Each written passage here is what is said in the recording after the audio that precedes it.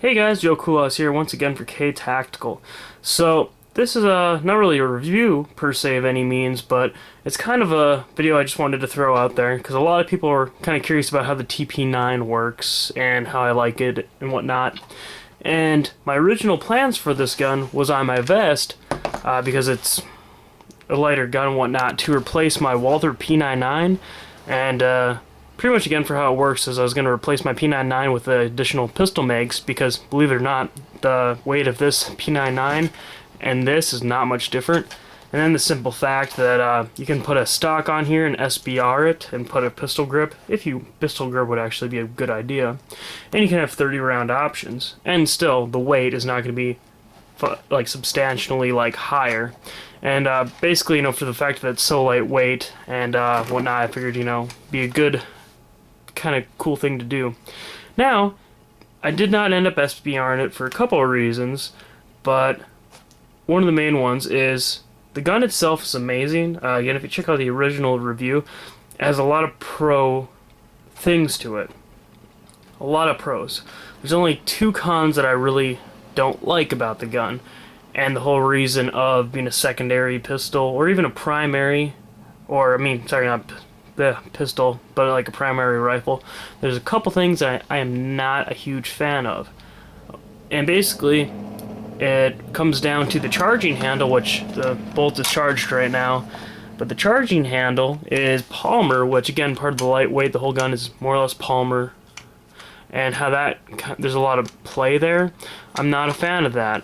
I talked to them about if they've ever had problems breaking, did a lot of research, and there's been no problem with them breaking. There's a little bit of play, but besides that, it doesn't really go too much far left and right unless you really try.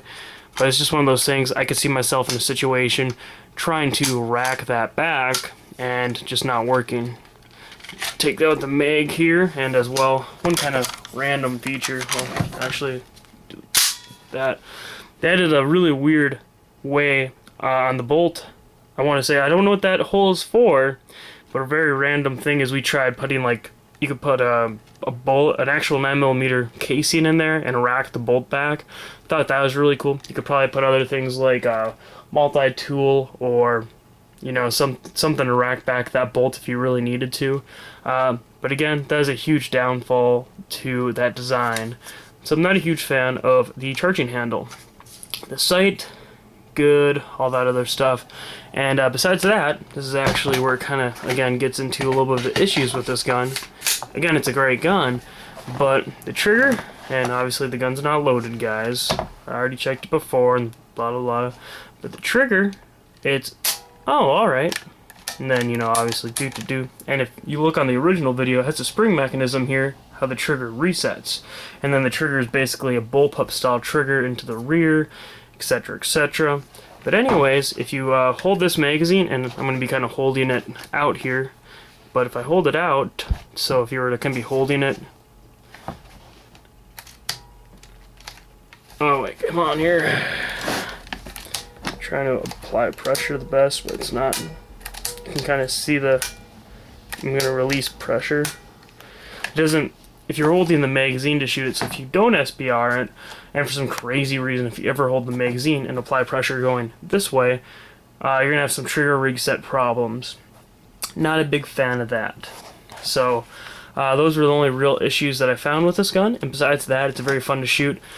I think, personally, a pretty cool color scheme, and as well to match with all my OD green and tan gear. So this is basically, camouflage for my environment, and also I think it kind of looks cool with how the whole fill is working in with that. So, but anyways, besides that, it's a great gun. The rotating, was it? I can't remember what it's exactly called, but it rotates in there. The recoil is extraordinarily manageable, and you can just pop off shot and pop off shot. In the future, you never know if I become rich and can afford a ton of guns, I'll definitely buy another one of these. But at this current time, what I bought it for is just pointless to keep because there are other projects that I've been wanting to do. Just as you guys have seen my 22 G36 thing, and I want to build a an actual G36, and I got one going on right now. This is my game room. I got all my guns out. But anyways, for the current time, I definitely cannot afford, because I want to do other projects, I can't afford to keep this around, and I actually sold it. And I've got to be shipping it off here today or tomorrow. And so again, just figured I'd shoot this video to you guys so you guys could see what it's like. And again, some little just kind of BSing and talking about it some. But yeah, I got some range videos up of it before it was Duracoated, and it's definitely a lot of fun to shoot. So, and it's a very, very cool gun. Unfortunately, it's expensive as shit. That's the other downfall, guys. And to actually have like a really cool version of it, to like SBR it and put a grip on it, you're pretty much spending a ton of money on something, and it's, in my opinion, unless for the whole weight aspect, I really like the weight aspect, just be better with buying like a Vector Arms MP5 pistol and then SBR in that, because I would way rather have that than this. And that's the other reason why I'm kind of selling it, because I'd rather have that than this. And although obviously that's much more expensive, just kind of, I think for the purpose, an MP5 would be better, and although it's more heavy. So but yeah, anyways, figured I'd just do this video for you guys. Hopefully you like all this fun stuff. But anyways, actually, if anyone's actually interested in that GSG 5 AK, well, it's a GSG AK is actually what it is. I did that in a dusty sandy maroon color. It looks pretty cool, and I got a video up on that too. If anybody's interested in that, let me know.